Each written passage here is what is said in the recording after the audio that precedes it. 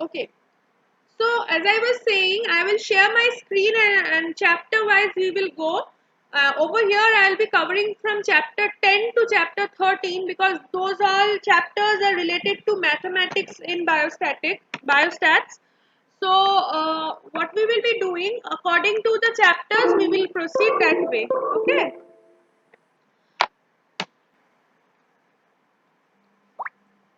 Is everyone able to see my screen? Yes, ma'am. Yes, ma'am. Okay. Yes, Now, ma'am. now can you see the page which I am sharing? Yes, ma'am, we can. Okay, Yes, ma'am. so we'll start with this chapter, tabulation and organization of data. Before that, I'll tell you that till chapter number 9, I have shared video links. I have shared 3 or 4 video links in which I am explaining the previous chapters. Please go through those chapters. And if you face any problem, any doubt in those chapters, you can comment over there in the chat box for the respective chapters, and you can tell me, I'll answer it over there. Okay. So now we will be doing chapter number 10, tabulation and organization of data. So let me first tell you there are two types of data. One is qualitative data and one is quantitative data. Now what do we mean by that? As the name suggests, quantitative data means in the data we are denoting some numbers or some figures, and those are called quantitative data. And in case of qualitative data, it depends on the factors, like if for example, if I say the data is divided into two groups, one group consists of people who are suffering from maybe anemia, and the other group consists of people who are suffering from anemia and hypertension maybe. So this the quality of the data differs. So that is a qualitative data, and in case of quantitative data, what happens is we will be, one second, somebody is here. Okay, yeah. In case of quantitative data, my total number of n is say maybe 50. N means total number of subjects. So my total number of n is 50, and it consists of people who are working in KPC Medical College and Hospital. So that is a quantitative data. The number of people working in KPC Medical College is 50. So that is a quantitative data. And if I divide it into departments, like there are so many departments, and these are the work features of these departments, so that will be a qualitative data. Okay, now coming processing of quantitative data. So this need not be explained. This is very self-explanatory in the study material, so I won't go much into it. Data processing, of course, when we sort something or we plan or analyze something, that is called data processing. Coding of data. Normally what we do is, if we find like first, as I was giving an example, that the person who are working in different departments of KPC Medical College, that is a quantitative data, and from there qualitative data, and from there I can like assume that so many staffs are there and everything can be assumed from there. So we will give a coding, like the person who are working in dietetics department will receive a particular code, so that by that code we can understand that there so many codes are there under this department, and a different code for radiology department, a different code for surgery department. So these are the coding of data, so that we can differentiate between the types of data. See, this is a type of code book that should be done, like a code is given, and that way we will come to like we do in indexes normally, that this code is there from page to this page to that page. So that way this is an example of code book. Okay. Okay, let me tell you what is master chart. See, whenever we are doing an analysis, we have to numerically represent the entire thing. And the table, which consists of all the data, all the scorings or whatever you are doing with the data, everything should be mentioned in one table. And that is called a master chart. And that master chart or grand data chart should be there with every analysis. Maybe that chart is made up of, maybe you have whatever work or whatever survey you are doing. For that, maybe this can happen that you are doing in parts, but all the parts, all the tables, all the questions, scoring, everything should be represented in one data chart. That is a master chart. It might happen that that data chart is made from maybe 5 to 10 small charts or tables, and that needs to be there in the appendix as reference, that from this chart I am getting this data, this, but entire thing will be summarized in one data, and that is required in case of analysis, so that we know what is happening, the entire thing in one data chart. The chart type of the chart varies for different studies, that you will come to know later on when you will be doing your dissertation, or maybe whoever is doing their dissertation will come to know about that, because it depends on the topic or it depends on what type of survey you are doing, but there should be a master chart for every analysis. Okay, now coming to frequency distribution, now comes the mathematics part.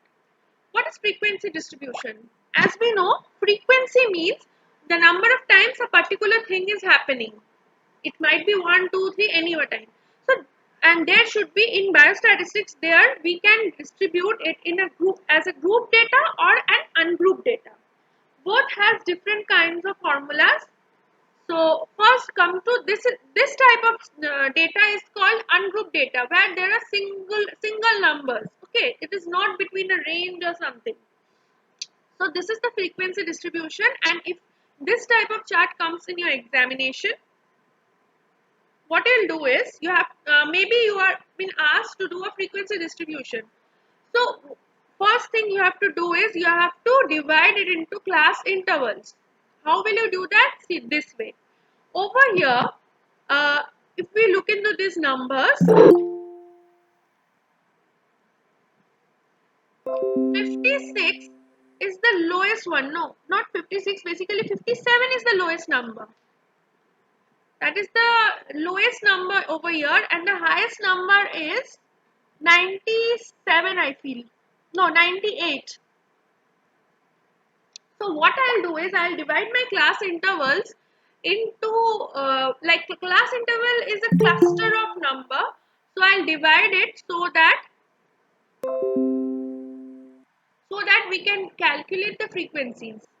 So what it is done over here, 56 being the lowest number, then the lowest class interval will start from 56. So it's 56 to 60. The difference between the interval is 5. Then 61 to 65, 66 to 70. You know the pattern. As you can see the pattern, 5 numbers in one range. This is called a class interval.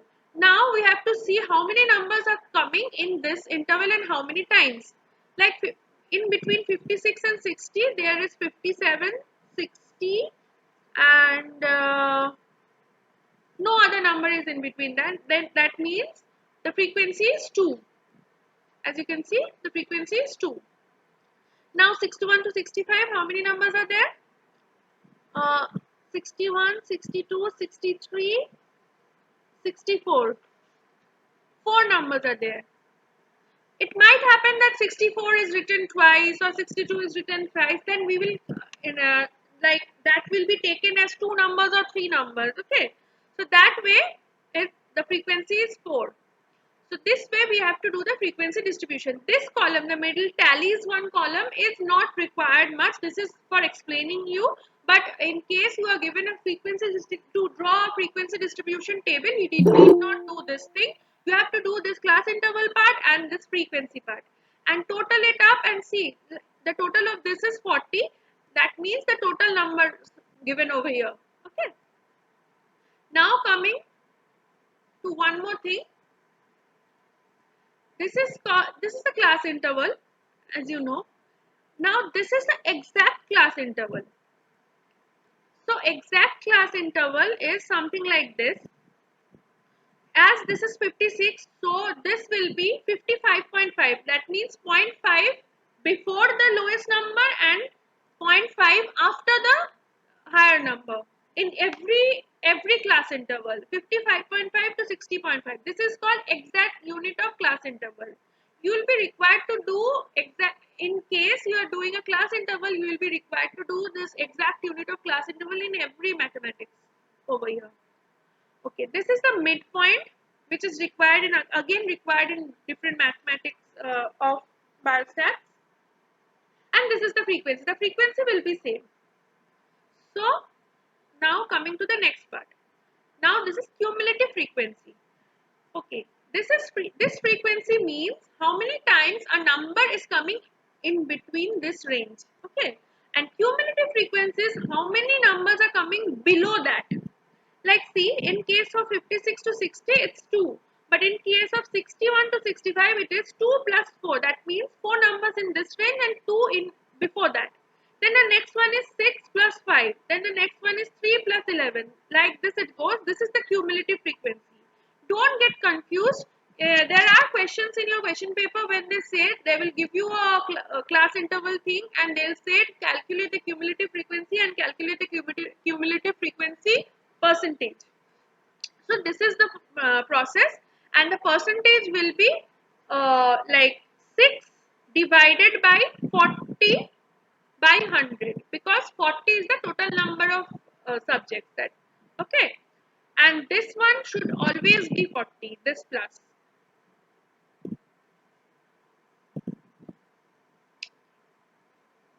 Okay, now coming to contingency table. This contingency table is required for chi-square test, which is there in 13th chapter. I will explain this thing over there. But in brief, let me tell you, in this, see, we have divided it into male and female, anemic and non-anemic patients. So how many number are there? We have to just note it down. This, okay. So contingency table, I will explain you in details in chapter number 13.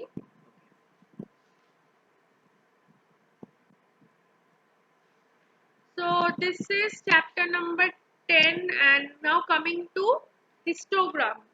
Okay. Representation of frequency distribution. As you know, as I've told earlier, this is class interval, this is exact unit of class interval, this is the midpoint. What is midpoint? Midpoint is the exact middle number in this exact class interval. Okay, like 9.5 to 14.5, it's 12, as you can see. And this is the frequency, this is the cumulative frequency, and this is the cumulative frequency percentage. Okay, this is a histogram. When it is told that to draw a histogram, you have to do this bar diagram and you have to just locate the midpoints. In the x-axis, we take the exact class intervals. In the y-axis, we take the frequencies, and we have to plot it in a graph. Okay, and this is the frequency polygon. The midpoints are connected. See, these are the midpoints, and you have to just draw a line, and this is called frequency polygon. Okay. This is ogive or cumulative percentage curve. This is nothing but when you are doing a cumulative frequency graphical representation, you have to keep the exact interval in x-axis and cumulative percentage frequency in y-axis, and you have to just point out the cumulative frequencies in each for each class intervals, and you have to just draw the curve. This is also known as ogive. Note one thing, ogive comes for 2 marks answer and 5 marks answer. Also for that you have to do a writing, and you can plot a curve, but you have to write a paragraph for that. So this is one question which is very common. Okay, the stem leaf plot is not used nowadays, so I won't explain much. So what you do is you just go through it.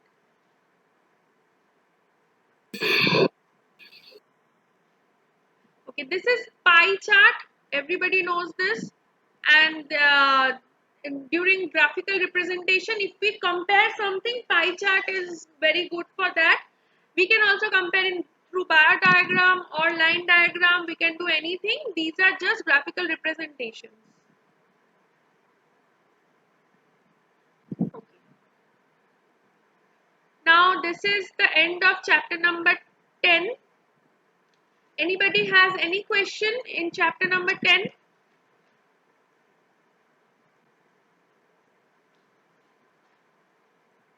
Does anybody have any question, any doubt?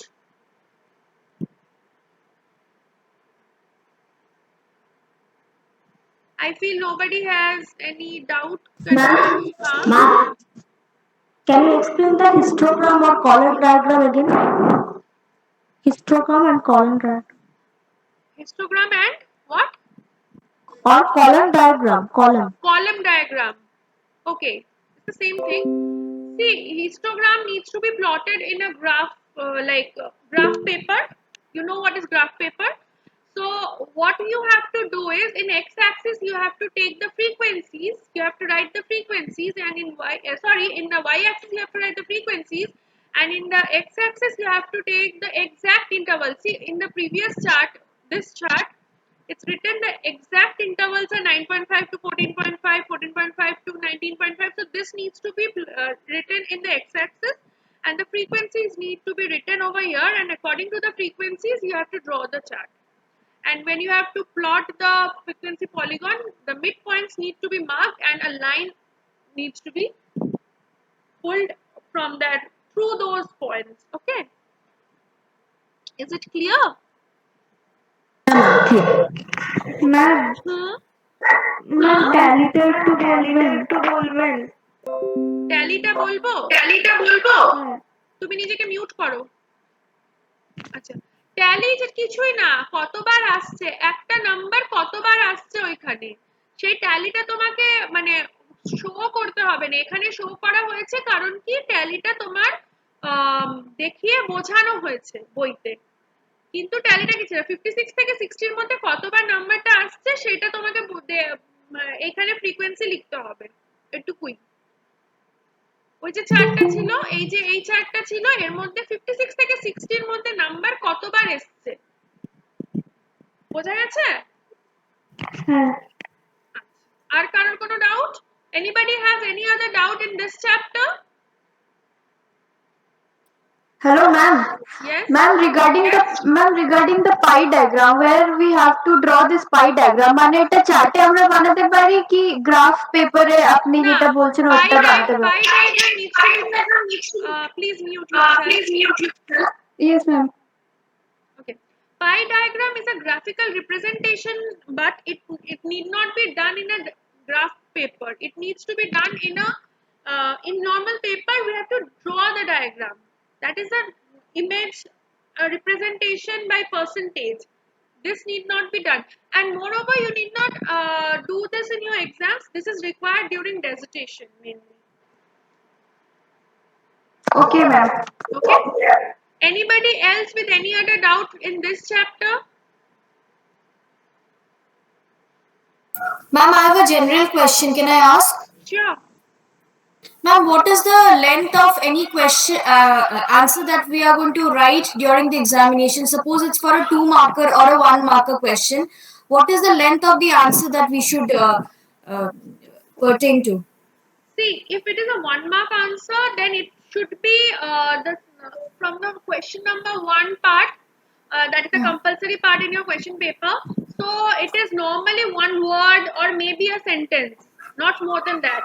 And in case of 2, it maybe there are definitions or something which is asked over there. So definitions and things can be of maybe 2-3 lines with examples, of course.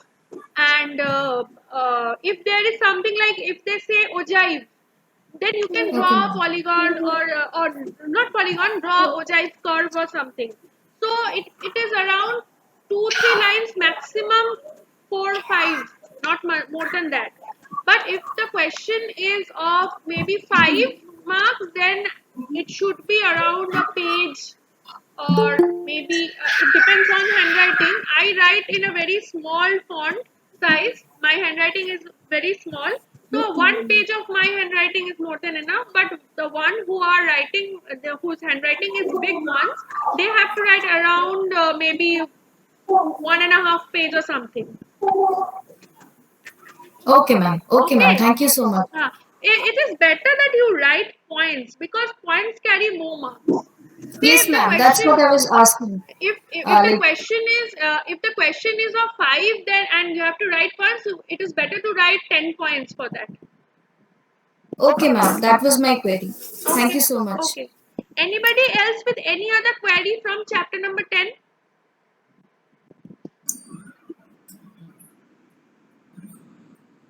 Ma'am একটা question করব করো। বলছি 5 number বাক্সের জন্য হুম, 1 and half is লেখার কথা বললেন কিন্তু শুনতে বইতে পাচ্ছি তো না বাবু।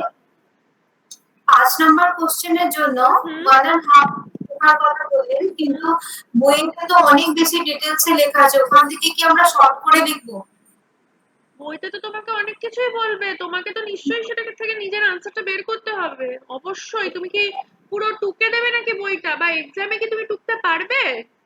না সেটাই মানে এতটা তো টাইম পাবো না মানে 5 নাম্বার টাইম বাক্সের নয় জন্য বাবু, তোমাকে তো আনসারটা তোমার মতন করে লিখতে হবে। তুমি কি পুরো বইটা মুখস্থ করে যাচ্ছ?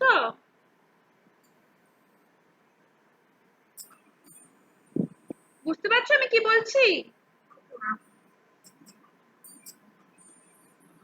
শোনা যাচ্ছে না তোমার কথা, তুমি কি কিছু বলছো? হ্যালো হ্যাঁ ম্যাম বলো। শুনতে বুঝতে পেরেছো আমি কি বলেছি? হ্যাঁ ম্যাম বুঝতে পেরেছি আচ্ছা, আর কারোর কোনো কোয়েরি আছে চ্যাপ্টার 10 নিয়ে? আমি নেক্সট চ্যাপ্টারে যাব না হলে। Now coming to chapter number 11. Okay. This chapter consists of many short notes. So you have to read it by yourself. This can't be explained much, but from this chapter you will definitely get short notes of 5 marks, or maybe 2 marks or 5 marks short notes. Okay. Like the first short note, which is very common, is normal probability distribution. So let me explain you. Normal probability distribution is like this. It goes this side, like in the positive side, and the negative side as well.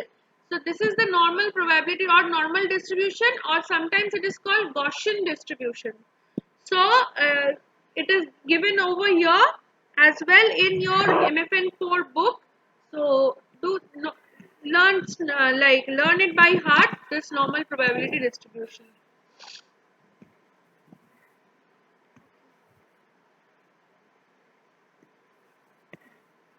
Now what is probability? In like literal terms, it is like the probability is what, like this much is probably the number of certain thing. Like the example given over here, maybe if I am doing a work with 10 people, maybe, so I can assume that 7 of them are suffering for something or something. So that is my assumption, and probability is assumption basically. But probability can be calculated, and the formula is number of cases with the desired outcome by total number of cases. That means in my example it will be 7 divided by 10. That is the probability of outcome. Okay.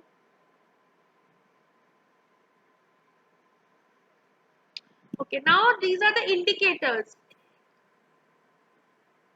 These are certain formulas written over here. You have to learn these formulas.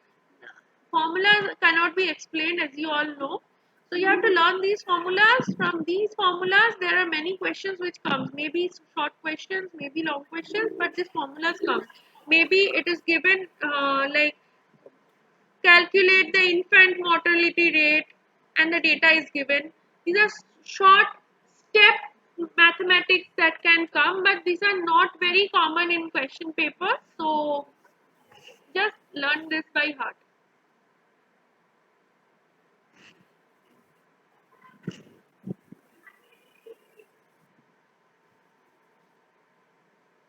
This chapter consists of many this chapter basically needs to be learned by heart, and it doesn't require any type of explanation, because how can I explain formulas to you?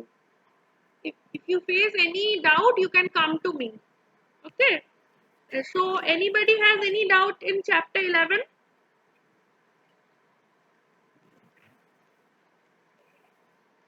Does anybody have any doubt in chapter 11? I know there can't be any doubt over here, because these can't be explained. How can I explain formulas?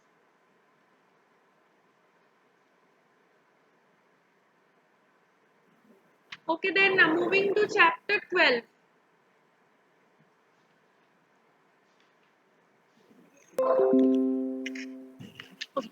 analysis of data. Okay. Now, analysis of data, the basic thing is mean, median, mode, as we know from our classes. First, we will see how to do ungroup data. Every sum has a process of doing like analyzing ungroup data and a process of analyzing group data.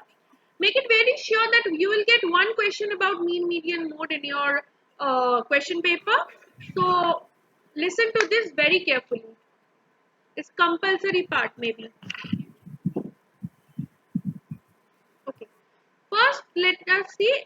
This is a data 16, 14, 12, 18, 21. This is an ungrouped data. That means it is not given in a range. So, how will you do the mean of this? You have to just calculate the sum of this and divide it by total number of subjects. That is n. 1, 2, 3, 4, 5, 6, 7, 8, 9, 10. So sum of this divided by 10 is mean of ungrouped data. And in case of group data, what you have to do is, see, this is class interval and this is exact unit of class interval. I have explained this. This is the midpoint which I have told you before. Okay, what is AM now? Next, the third step, first step is you have to divide it into class intervals. The second step is exact unit of class interval. Then the third step is midpoint of every class interval. Then the fourth step is uh, assuming assuming this. This is called assumed mean. What is it? See, this is the midpoint, mid of the midpoint. If there are even number of class intervals, then there will be two midpoints. You can take any one of your wish. In this case, 20, even if you can take 27 as well, you can take 22. Anything can be taken, that is up to you. Okay, but this is the midpoint, mid of this midpoint series. Now this is the frequency, as you know.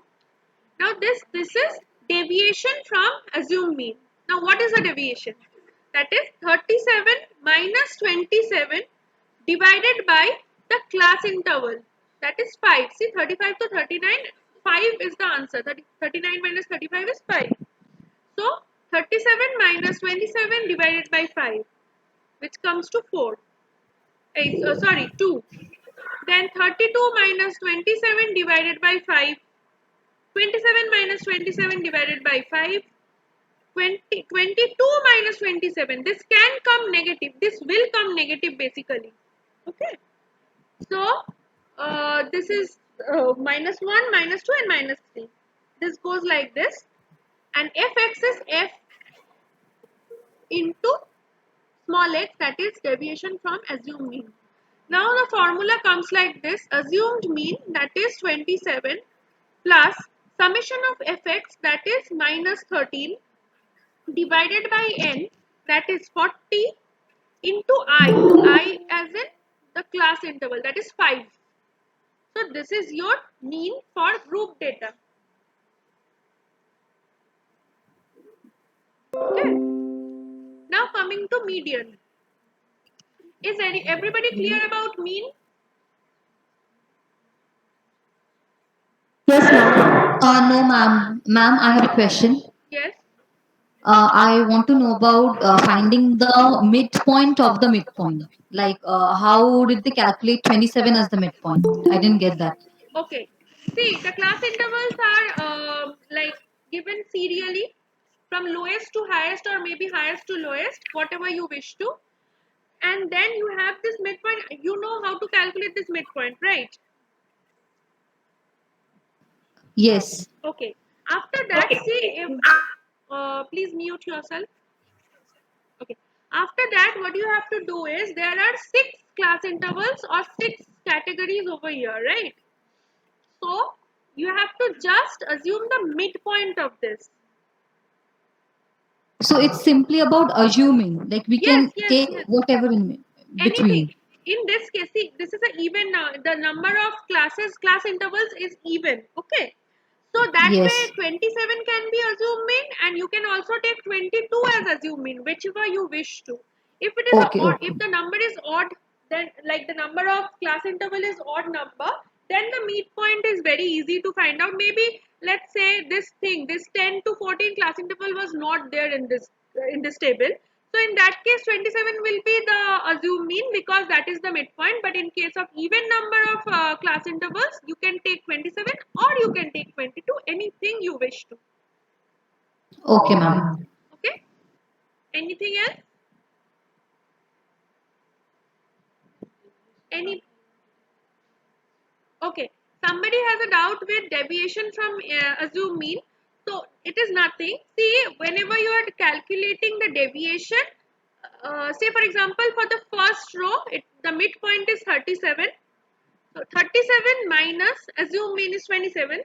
So 37 minus 27 divided by the class interval, the difference between the class interval, that is 5 over here. It can be 10, it can be 5, whatever you wish to. Normally when I do these type of sums, I take it 10 because that is easier to calculate.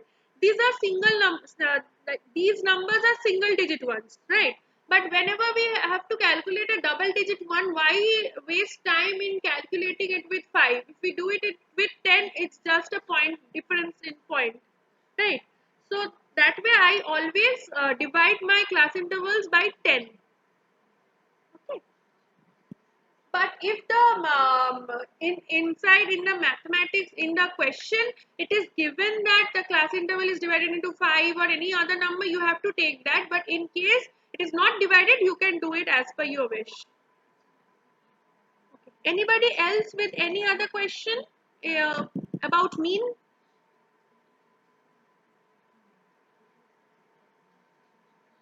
Hopefully not. Now coming to median. Okay, for ungrouped data, the median should be serially arrange the data, like whatever data is given to you for ungrouped data, I'm saying, serially arrange it and take the midpoints. Like in this case, 10 and 11 are the two midpoints. 10 plus 11 divided by 2, that is the median, and that is the median score. Okay. In case of group data, you have to form the chart. So how you will do it? Class interval, frequency and cumulative. We have to calculate the cumulative frequency. I have explained you about that. Now coming to the formula. So first L. And what is L? Okay. First you have to assume, like in case of mean, we are assuming assumed mean. In this case, you have to assume a median class. So in this case, again the same thing. I can take 24.5 to 29.5, or I can take 19.5 to 24.5. As this is there, the number of classes, class interval is even number. So that's why I can take this one or this one. Anyway, over here, L is the lower number in the median class. So this is 24.5. L is 24.5 plus n by 2. N is 40, the total number of subjects, minus F. What is F? F is the cumulative frequency of the cumulative frequency below L, that is 24.5. So below 24.5, the cumulative frequency is 17. We will not take this one. We will not take 28 because 28 is after 24.5. The number, the class interval which starts from 24.5. The cumulative frequency for that class interval is 28, but we won't take that. We'll take whatever is below that. So till this one, whatever is there, we will take that as our class, as the capital F thing. So over here it's 17. Then the frequency. Now the frequency of median class is 11, and I is again the difference between the class interval. So L, that is 24.5, the lower limit of the median class. N, that is total number of subjects divided by 2, minus F. F is the cumulative frequency of the lower limit below the median class.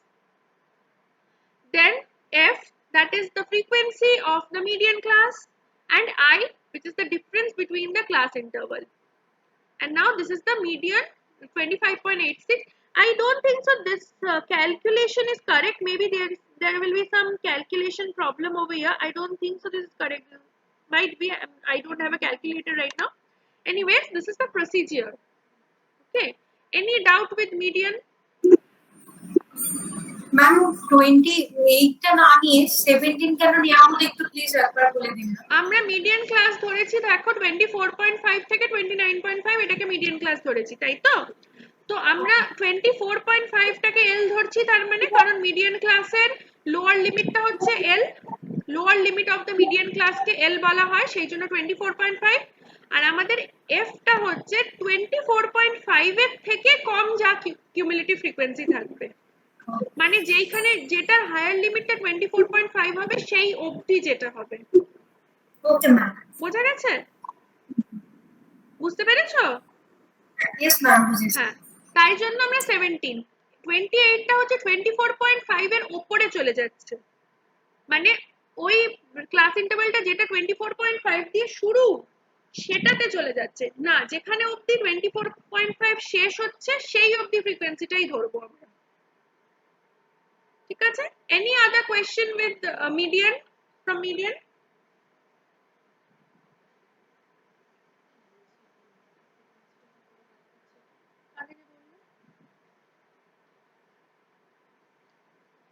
Anybody having any doubt with cumulative frequency? Calculating the cumulative frequency? Okay, cumulative frequency is 3, this one is 3, then this one is 3 plus 6, that is 9, then the next one is 6 plus 8, that is 17, then the next one is 17 plus 11, then the next one which is 28, then the next one is 28 plus 8, this way the cumulative frequency goes up. Okay, so no one is having any doubt with median, right? Moving to mode. Okay, for ungrouped data the mode should be that number which has come the highest number of times. See, in this case 9 has come twice, so this is your mode. That is for ungrouped data. And for grouped data, now coming to the calculation, this is the formula. Let me explain it to you. Okay, first we'll be taking L. Now in this case you have to assume a model class. Okay, so what is model class? That is the like the median class, the model class is also the number which is coming with the highest number of frequency. Okay, over here again 24.5 to 29.5, this class is having the highest number of frequency, that is 11. So this is the model class as well, and over here L will be 24.5 again. Then after that FM is the frequency of the model class, so frequency of model class is 11. Then we are coming to F1. Now what is F1? F1 is the previous frequency of the model class. Like for in this case, the frequency 8 is F1 and frequency F2, like F2 is 8 again. F1 is the one which is before the model class and F2 is the one which is after the model class, the frequency after the model class. And I am not talking about cumulative frequency, I am talking about individual frequencies. So F1 is 8. In this case, this example, basically both the numbers are same, so it is a bit confusing, but please listen to this. F1 in case of model class, mode for group data, F1 is the frequency of the class which is before the model class, and F2 is the frequency of the class which is after the model class. Okay, now coming to FM. FM is the frequency of the model class, in this case it is 11. So here goes the formula, and I is of course the difference between the class interval, model class interval. So L is 24.5, 11 is the frequency of the model class. Okay, minus F1 is the frequency of the previous one, previous class, and F2 is the frequency of the next class interval. Okay, so 11 minus 8 divided by 2 into 11, that is 2 into FM minus 8, minus 8 into 5. Anybody having, now this is the mode of group data. Anybody having any doubt with mode?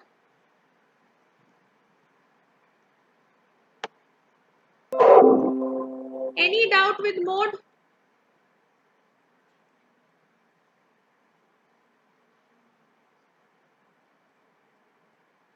Ma'am, could you repeat once the mode thing? It got just confusing a bit. Okay.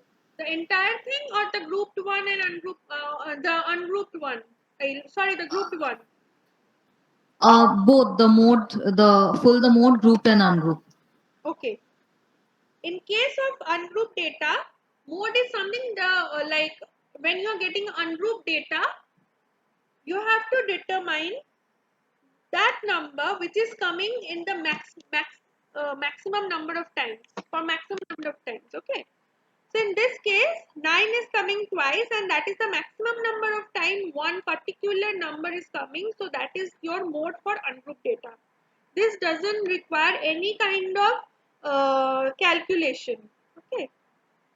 This is just you can observe and say which is the mode in ungrouped data.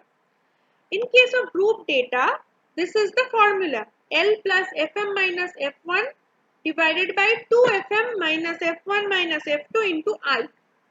So what are these? First of all, let us come to this table. The same table is used for mode in this example. In this case, the modal class is the class interval with the maximum number of frequency. Over here, it's 24.5 to 29.5 with a frequency of 11. That is the maximum frequency of a particular class interval. Clear till now? Yes, ma'am. Okay. Hmm. So, hello ma'am hello হ্যাঁ হ্যাঁ ma'am বলো। Ma'am এই যে group mode for group ডাটাতে আমরা শুধু frequency সিরিজটা নিচ্ছি তো, যে F1 আর F2 আপনি যে মানে ফর্মুলাতে দেয়া আছে, যদি আমরা উপরের সিরিজটা যদি দেখছি তো আমরা কিউমুলেটিভ ফ্রিকোয়েন্সিটাকে টাচ করছি না তো, এটাই না না শুধু না ফ্রিকোয়েন্সি। শুধু আচ্ছা ঠিক ফ্রিকোয়েন্সি। আছে। মিডিয়ানের ক্ষেত্রে হচ্ছে কিউমুলেটিভ হ্যাঁ ফ্রিকোয়েন্সি, মোডের ক্ষেত্রে হ্যাঁ শুধু ফ্রিকোয়েন্সি। কনফিউজ হবে না। আচ্ছা ঠিক ওকে সো ঠিক ঠিক আছে ঠিক ওকে আছে so okay ma'am. this class interval 24.5 to 29.5 is having the maximum number of frequency. So this is the modal class. Okay. Now okay ma'am. and 11 is Fm. In the formula Fm is 11. That is frequency of the modal class. Now coming to F1 and F2. F1 is the frequency of the previous class interval, that is 19.5 to 24.5, the lower one. Okay. And F2 is the following class interval, that is 29.5 to 34.5. So F1 is the frequency of this 19.5 to 24.5 is the frequency of this one, that is 8, and F2 is of this one, that is again 8, but the F2 is the following one and F1 is the previous one. Okay. Okay ma'am Now coming to the ঠিক আছে। formula L, which will be 24.5 because that is the lower limit of the modal class, plus Fm, that is the frequency of the modal class. F1 is the frequency of the previous class. F2 is the frequency of the following class, sorry. Okay, and I is again the difference between the class interval. Okay ma'am.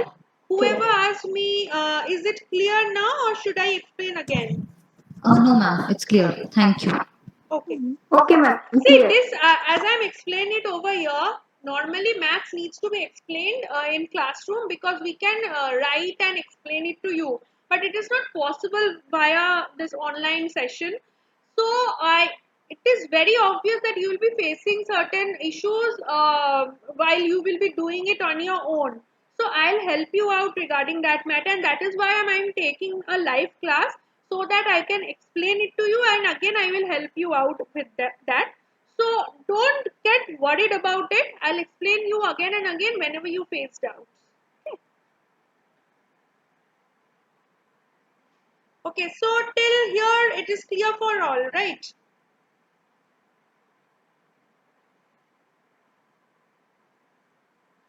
Okay, now coming to variability.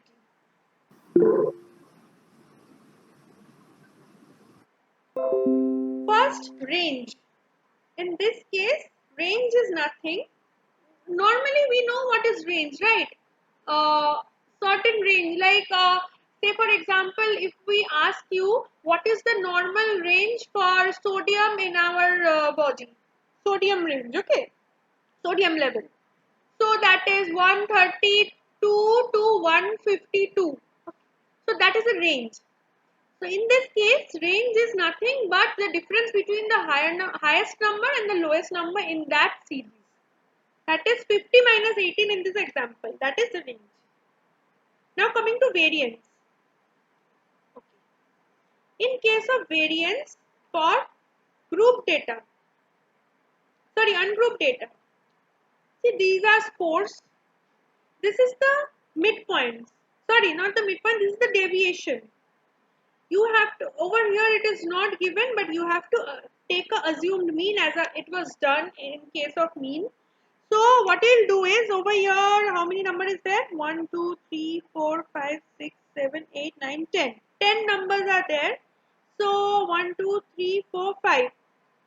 Your midpoint is 8. Right? As both the midpoints are 8, so that is not a difficulty. So you have to take a assumed mean and then you have to just minus, subtract and calculate the deviation from assumed mean. That way it is 2, 2, then like this. Okay. And then assume mean, the deviation is always small x. And this is deviation square, that is x square. And then the total of it. So variance is sigma square is equals to summation of x square, that is 20, divided by total number of subjects, that is 10. This is in case of ungrouped data. And standard deviation is nothing root over of variance. Whatever the variance is, sigma square is, standard deviation is sigma. That is root over of sigma square. Now coming to group data. Ungroup data হ্যাঁ ma'am শুনতে পাচ্ছেন? হ্যাঁ শুনতে পাচ্ছি, বলো। Ungroup ডেটায় যেটা 10 পর্যন্ত নেওয়া আছে তার জন্য মাঝখানে 8টা আমরা নিলাম। যদি 10 এর বেশি, এবার যদি 11 হয় তখন আমরা মিড পয়েন্টটা কোনটা নেব? দেখো 10 অবধি দেওয়া আছে, এখানে টোটাল 10টা নাম্বার আছে, তাই তো? এক্স যে 10 অবধি, 6 থেকে 10 অবধি 10টা নাম্বার আছে। তো 10টা নাম্বার তো ইভেন, তো সেক্ষেত্রে তোমার কাছে দুটো মিড পয়েন্ট থাকছে, যে কোনোটা তুমি নিতে পারো। আর যদি 11 অবধি হতো তাহলে তোমার যেটা মিড পয়েন্ট হতো, যদি 11 অবধি হতো তোমার 80 দেখতে মিড পয়েন্ট হতো, ঠিক আছে? সেই মিড পয়েন্টটাই নিতে, তাহলে যেটা তোমার মিড পয়েন্ট। অড নাম্বারের মিড পয়েন্ট বের করাটা সুবিধা, ইভেন নাম্বারে তাও তোমার কাছে দুটো মিড পয়েন্ট, যে কোনো একটা নিতে হয়। কিন্তু অড হলে তো আরো বেশি ইজি, বুঝতে পারছো? আচ্ছা, নাও coming to group data.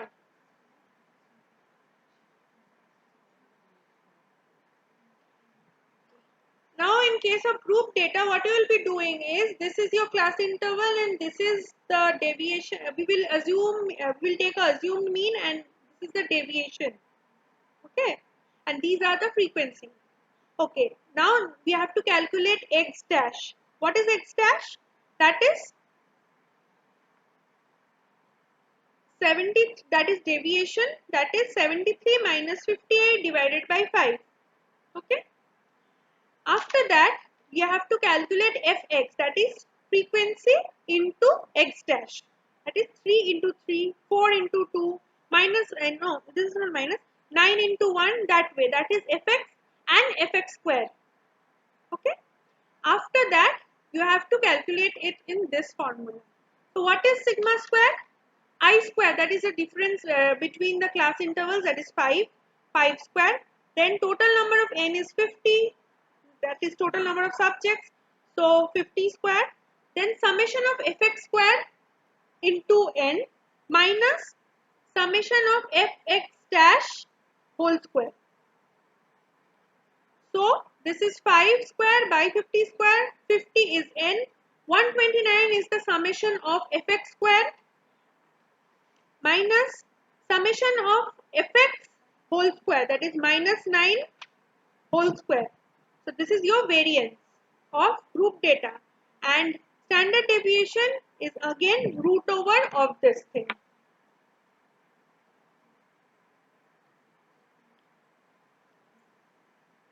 Is it clear? Is there any doubt in variance and standard deviation? Ma'am, Huh? ma'am, if the class interval is given in a different form, like it is given in ascending order, descending order, if it given in ascending order, then is there any changes that we have to No, make? no, the procedure is same. The order doesn't matter.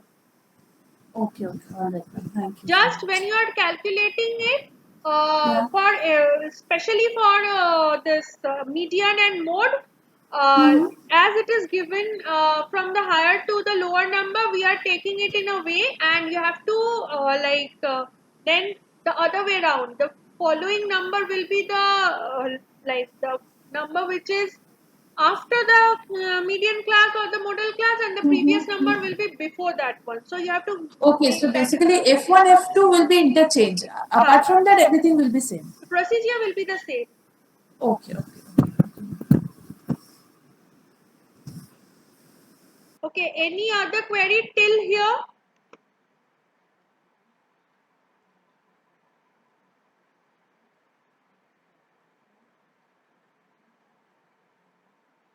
I don't think so. Any other query is there? So I would suggest see the next chapter. Oh no, one more thing is left. That is percentile and all these things. Let me continue with this chapter now. Ma'am, I have a doubt in percentile rank. I want to know. I haven't started percentile rank. Let me explain, and then I'll tell you whatever doubt you have. Okay, as I have told you, sorry, anybody was saying anything?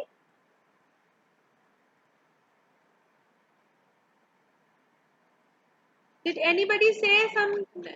I did not hear something.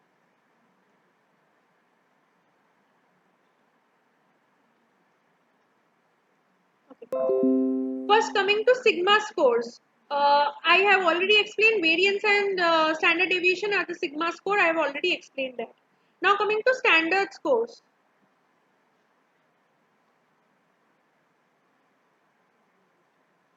Standard score is nothing but variance divided by standard deviation into x. X is the standard score minus m plus m dash. M means the raw means of the raw data.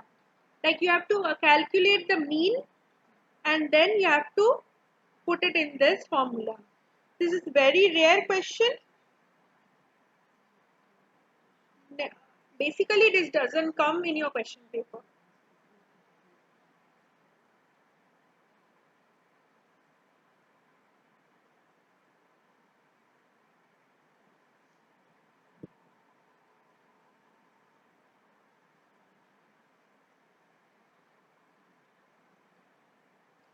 Now coming to percentile. See, percentile is nothing but you have to just tell what is, say for example, you are given 50 numbers. So, if you are asked that what is the 75th percentile, so what will be the 75th number if 50 is 100? Percent is always a comparison with 100%, right? So what is the 75th number or what is the 9th number? That is a percentile value. For that, what you need to do is, this is your class interval, this is your frequency, and this is your cumulative frequency. Okay, here it is given P25, that is the 25th value of this number. So what you will do is first L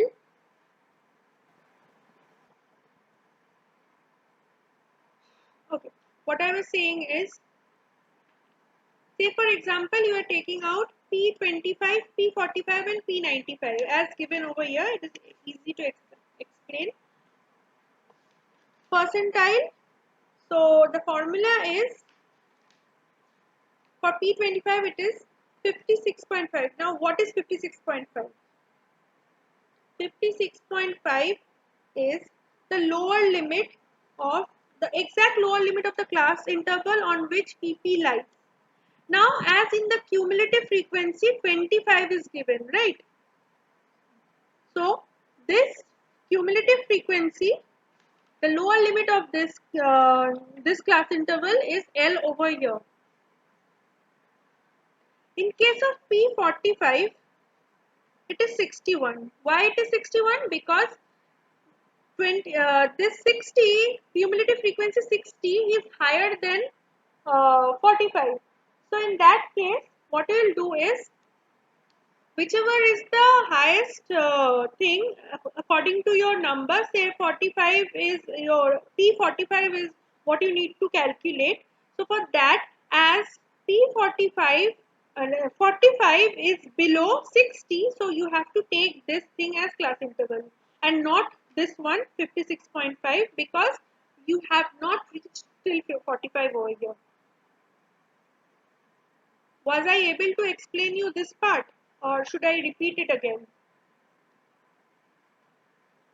Please repeat this again. Okay. Ma'am, please repeat. Whatever number, like whatever value, say for example 45 as I was explaining you, you have to take out the 45th value of a particular data. So whichever number is coming just after 45 in your cumulative frequency column, that class interval needs to be taken, the lower limit of that class interval. In this case, see, the cumulative frequency is 25 for this class interval and the cumulative frequency of this class interval is 60. So we have crossed 45, but we can't take anything lower than that, but just after crossing that particular number, the cumulative frequency, whichever number is cumulative, that class interval needs to be taken. In this case, it is 61.5. Is it clear now?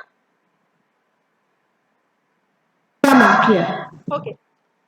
Now, L is 56.5 in case of P25. Now, the formula is Pn.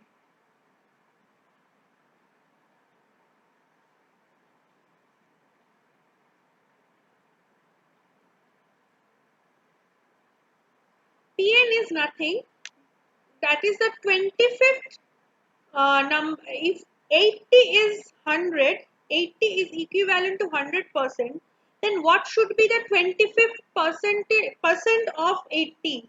That is 20. If I calculate 25 by 100 into 80, whatever the value will be coming, that is Pn.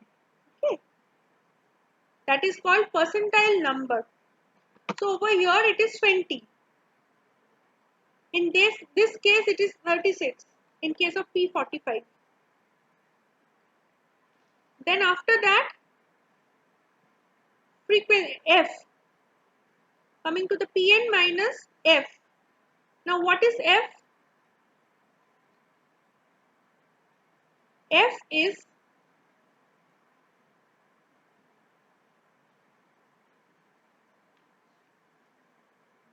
the cumulative frequency just before the class interval for which you are taking this, like in case we are doing P25, the cumulative frequency just before that is 13. Okay, and what then we will be dividing it with 12. What is 12? That is Fp. That is this the frequency of 56.5 and 61.5. That is 12, and then into I. This is percentile formula. সবাই কি শুনতে পাচ্ছে? Yes, ma'am. Yes, ma'am. You are audible. এবার ধরো আমি Yes, ma'am. হ্যাঁ, এবার ধরো আমি P90 আমি শুরু থেকেই বলছি P95 করছি। P95 যখন বের করব তখন আমরা কি করব, আমাদের টোটাল নাম্বার হচ্ছে 80, তার মানে আমার P95 এ কতটা কিউমুলেটিভ ফ্রিকোয়েন্সি হবে সেটা বের করতে গেলে আমাকে 95 ডিভাইডেড বাই 100 ইন্টু 80 করতে হবে। তাতে আমার আসছে হচ্ছে 76। ঠিক আছে, 76 আসলে পরে আমার এখানে 76 মানে হচ্ছে কিউমুলেটিভ ফ্রিকোয়েন্সি 79 এর কম কিন্তু 75 এর বেশি। তাহলে আমাকে 79 এর যেটা ক্লাস ইন্টারভাল সেটাকে ধরতে হবে, আর সেটা লোয়ার লিমিটটা হচ্ছে আমার অ্যাকচুয়াল ক্লাস ইন্টারভাল, আমাকে ধরে কাজ করতে হবে। তাহলে P95 এর ক্ষেত্রে আমার L হচ্ছে 76.5। ক্লিয়ার এতটা অবধি?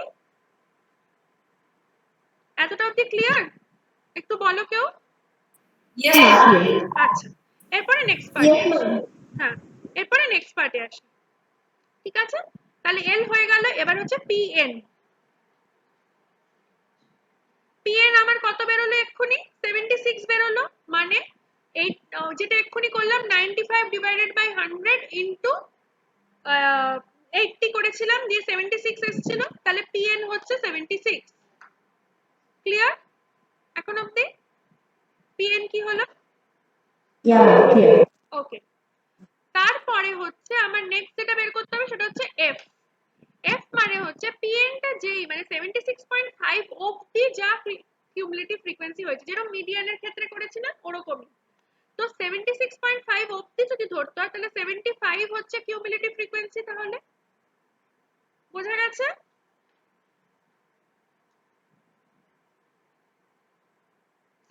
কেন ধরলাম? 76.5 এর নিচে অবধি যা কিউমুলেটিভ ফ্রিকোয়েন্সি আছে সেটা। তাহলে 76 মানে PN মাইনাস F হচ্ছে 76 হচ্ছিল PN, আর 75 হচ্ছে তার নিচের কিউমুলেটিভ ফ্রিকোয়েন্সিটা। ঠিক আছে, এরপরে আসবো হচ্ছে FP। এবার FP হচ্ছে এই যে ক্লাসটা ধরেছিলাম 76.5 থেকে 81.5, তার ফ্রিকোয়েন্সি সেটা হচ্ছে 4। ক্লিয়ার? তাহলে এই যে 4 ইন্টু 5 সেটা হচ্ছে difference between the class interval. এইভাবে আমি P95 ফিফথ ভ্যালু হচ্ছে আমার 77.25। ক্লিয়ার? ওকে, আশা করি আর কারো কোনো ডাউট নেই। নাও coming to percentile rank. Percentile rank is nothing basically, এখানে যেরকম এক্সাম্পলটা দেওয়া আছে, rank A ranks 13th in class of 80 learners, 12 learners rank above it, 67 below it. Its percentile rank is, so the formula is 100 minus R minus 100R minus 50 by N. Okay, so in this case as we are calculating the 13th rank, so it will be 100 minus, this is a standard formula. Okay, 50 can't be changed, this is the standard formula. So 100 minus 100 into 13 minus 50 divided by N is the total number of subjects. As we can see, the total number of subjects is 80. Okay, so that way this will be the percentile rank. Normally they don't ask for percentile rank, they normally ask for percentiles. Maybe they will be asking in the question paper, they will be asking calculate P20, P25, P30 like that. So that means it is percentile and that is not percentile rank. If they ask percentile rank, that is a separate sum altogether. Okay, like this. Is it clear? The one who was asking me about percentile rank? Yes, ma'am. Now coming to correlation. Okay, there are correlation has many types of processes. One is like Pearson's correlation, one is rank order correlation,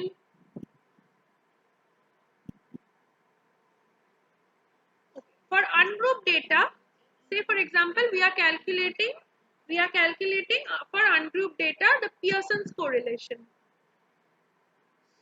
In case of as the name suggests, correlation is basically mathematical comparison between two categories. So over here the sum is X is one category and Y is one more category. I will tell you something else, it's just a suggestion, it is not done over here. That is always arrange it in ascending order or in descending order. Whatever the series is given, it will be helpful for you if you arrange it according to ascending or descending order, which they haven't done in the book. But it will be easier for you, and there is less chances of making mistakes in that way. Okay. Now coming to the table, this is x and this is y. So first is x, small x, which is the deviation from assumed mean. If this series of x is arranged serially in ascending or descending order, we will see that 52 is coming in as assumed mean because it will come in the middle. Same in case of y.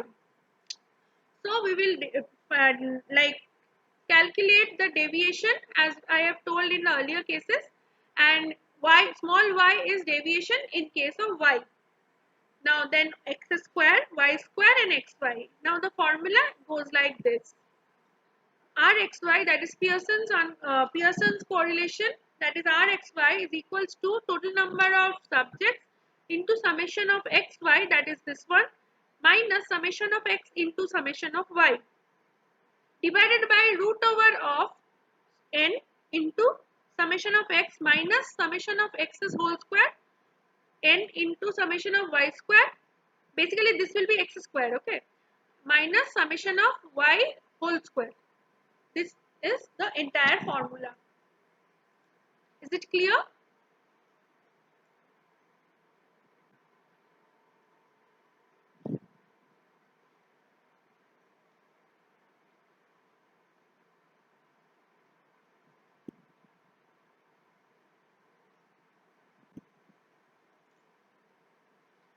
Is it clear? Can I move to the group data calculation? Yes, ma'am. Okay. Now coming to the group data. So what I'll do is, in case of group data, we have to first place this class intervals. This is the class interval for y, and this is the class interval for x, and these are the numbers. This chart will be given to you. Okay. This portion of the chart will be given to you in case it is a ungrouped, it is a group data. Then what we have to find out? We have to find out the deviation. How will we find out the deviation? In this case, see this one, and in this case this one. In the y column, 26 to 27, and in the x column, 45 to 47 is the median or the middle one. Okay, and deviation from that is basically the deviation. Whichever you are taking, this formula, you have, see it's given over here. The upper one is for in case of 2, the upper one, then it's written 0, I guess. Yes, this is the deviation given over here.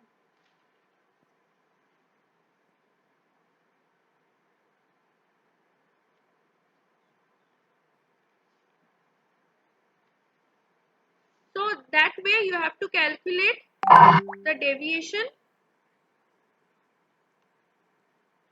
and then the fy square and fxy. Okay. Over here, same thing. The procedure is same, and then putting it in this formula. In last 10 years, maybe we haven't seen any grouped Pearson's calculation given in the question paper, because this is very difficult to do in between that timing. And basically, it is not possible for me to explain it over here. So later on I'll explain this part, because it is not possible for me to explain it via online mode. This needs to be explained in Blackboard and that way. Okay. Now coming to rank order correlation. কিচ্ছু বুঝতে পারছি না। Upper lower? কি upper lower? Upper lower মানে? ওটা deviation গুলো বাবু। মানে deviation বলতে আমি যেটা বোঝাচ্ছি সেটা হচ্ছে যে কি করে বোঝাই তোকে, ডেভিয়েশন মানে এক্স এর ডেভিয়েশন এই নিচের গুলো, ওয়াই এর ডেভিয়েশন এই উপরের গুলো। যে 2 এর আপার লোয়ারে 0 0 আর 1 এর আপারে 4 -2 এটা কিভাবে হচ্ছে? মানে একটা এক্স এর ডেভিয়েশন আছে একটা ওয়াই এর, সেই জন্যই তো বলছি এইটা আমার পক্ষে তোদেরকে এইখানে বোঝানোটা খুব ডিফিকাল্ট, কারণ এটা না প্রত্যেকটা অঙ্ক, প্রত্যেকটাই ডেভিয়েশন না অঙ্ক করে করে বের করা, তো সেই জন্য সেটা আমাকে করে করে বোঝাতে হবে তোদের, নাহলে আমি বোঝাবো কি করে, মানে এই অনলাইন মোডে এটা করা মুশকিল। তো আমি যেটা করব সেটা হচ্ছে, যদি পরবর্তী কিছুদিন পরে তোদের ক্লাস মানে অফলাইন ক্লাস নেওয়া যায়, তাহলে আমি এই পার্টিকুলার পোর্শনটা বা এই টাইপের একটা দুটো পোর্শন আছে যেগুলো আমি তোদের কলেজে ডেকে বোঝাবো, ব্ল্যাকবোর্ডে বোঝাবো, না হলে এটা আমারও বোঝানোটা ডিফিকাল্ট, আমি কি করে তোদের বোঝাবো এই জিনিসটা, এটা তো প্রত্যেকটা নাম্বার করে করে করতে হয়, বুঝেছিস? আর তাছাড়া আরেকটা যেটা সুবিধা হচ্ছে যে এই অঙ্কগুলো নর্মালি পিয়ারসন ডেটা, যদি পিয়ারসন কোরিলেশন যদি আসে, আজ অব্দি আমি 10 বছরের মধ্যে দেখিনি যে গ্রুপ ডেটায় দিয়েছে, ঠিক আছে? তো সেই জন্য তোরা অত ভাবিস না, আমি বোঝাবো তো নিশ্চয়ই, অবশ্যই বোঝাবো, কিন্তু ক্লাসটা মানে অফলাইন মোডে বোঝানোটা সুবিধা, অনলাইন এইটা বোঝানোটা খুব মানে অঙ্ক অনলাইন বোঝানোটা আমি যে কি কষ্ট করে বোঝাচ্ছি সেটা আমি জানি, ঠিক আছে? Now coming to rank order correlation. Okay. In this case, see, this is one rank, x is one rank and y is one rank, d is deviation of x and this one is deviation, no, d is the deviation.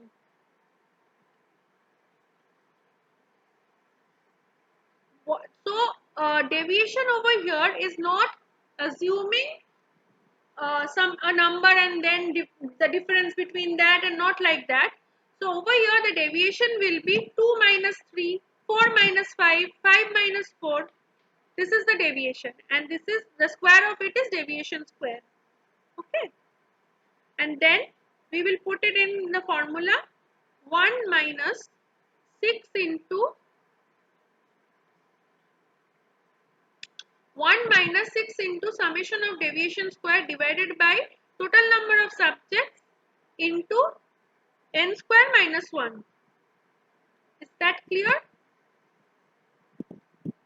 So in this case it will be 1 minus 6 into 28, that is deviation, summation of deviation square, divided by, there are 10 ranks, so 10 into 10 square, that is 100 minus 1.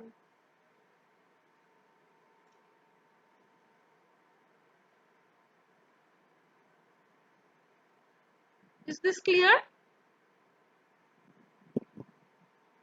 Yeah, clear. Yes, ma'am. In case of rank order correlation, it is also called as Spearman rank order correlation. So there is no group data or ungrouped data. This type of correlation is only done when you have to compare one, like maybe you are comparing marks of certain number of students in 2 subjects, or maybe given by 2 teachers. So how will, like say for example, in case say you are doing a practical, a particular student is given a marks out of 100 by the internal examiner, again a particular marks is given by external examiner. So we have to do the correlation in between that. So in that case there is no such grouped or ungrouped data. So in this case there is only one type of calculation. Is that clear?